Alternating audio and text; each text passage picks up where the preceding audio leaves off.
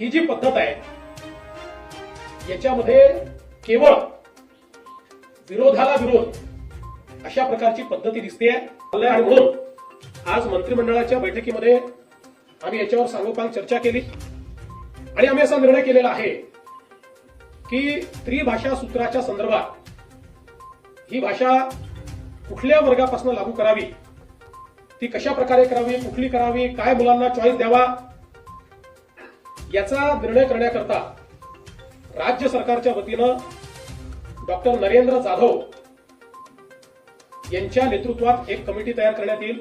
त्यात काही सदस्य अजून असतील, त्यांची नावं लवकरच घोषित केली जातील आणि या समितीचा रिपोर्ट आल्यानंतरच त्रिभाषा सूत्र त्या रिपोर्टच्या आधारावर या ठिकाणी लागू केलं जाईल.